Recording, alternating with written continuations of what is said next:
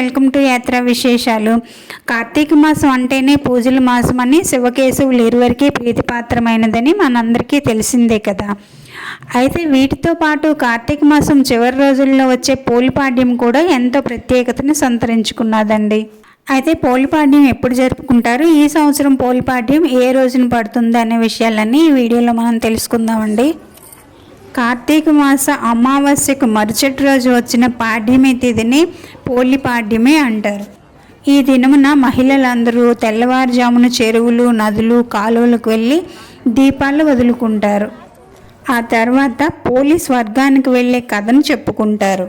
అంతేకాకుండా ఈ మాసంలో స్త్రీలు అత్యంత భక్తి శ్రద్ధలతో అనేక నోములు, వ్రతాలు కూడా జరుపుకుంటారు. కార్తీక పౌర్ణమి తర్వాత ఈ నెలలో చివరిగా జరుపుకునేదే పోలిపాడ్యమి. అయితే ఈ సంవత్సరం అంటే 2024 కార్తీక మాసం డిసెంబర్ 1వ తేదీకి ముగుస్తుంది. ఆ తర్వాత మార్గశీర్ష మాసం మొదలవుతుంది. మార్గశీర్ష మాసం మొదటి రోజునే పోలిపాడ్యంగా జరుపుకుంటారు. పోలిపాడ్యంనే పోలి స్వర్గం అని కూడా పిలుస్తారు. వీలు కుదిరిన వాళ్ళు ఈ నెలంతా నదుల్లో కానీ చెరువుల్లో కానీ దీపాలను విడిచిపెడతారండి. లేదంటే పోలిపాడ్యం నాడు 33 ఒత్తులతో దీపాలను వెలిగించి నీటిలో వదిలిపెడతారండి. ఈ రోజున మహిళలందరూ కూడా చెరువులకి, నదులకి వెళ్ళి దీపాలు వదులుకొని, అలాగే శివాలయానికి వెళ్ళి శివారాధనలు, అభిషేకాలు కూడా కొన్ని ప్రాంతాల్లో చేస్తారండి. అరటి దొప్పల్లో దీపాలు వెలిగించి నీటిలో వదిలి ఆ తర్వాత 3 సార్లు నీటిని తోస్తూ నమస్కరించుకొని పోలి స్వర్గం కథ వింటారండి.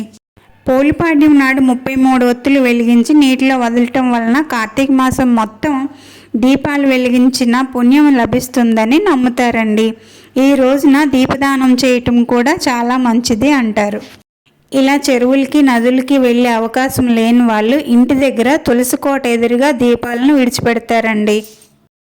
తులసి కోటను చక్కగా అలంకరించుకొని, ముగ్గులు పెట్టుకొని, పిండి దీపాలు చేసుకొని, ఒక పళ్ళెం తీసుకొని చక్కగా అలంకరించుకొని పిండి దీపాలు చేసుకొని అరటి దొప్పల్లో ఈ పిండి దీపాలను పెట్టి వెలిగించుకొని ఈ పళ్ళెంలోనే విడిచిపెడతారండి.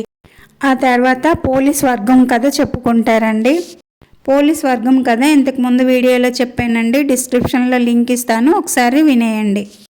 వీడియో ఎలా ఉందో కమెంట్ చేయండి, నచ్చితే లైక్ చేసి షేర్ చేయండి, సబ్స్క్రైబ్ చేసుకోవడం మర్చిపోకండి. ఇంకో మంచి వీడియోతో మళ్ళీ కలుద్దాం. అంతవరకు సెలవు అండి. బాయ్.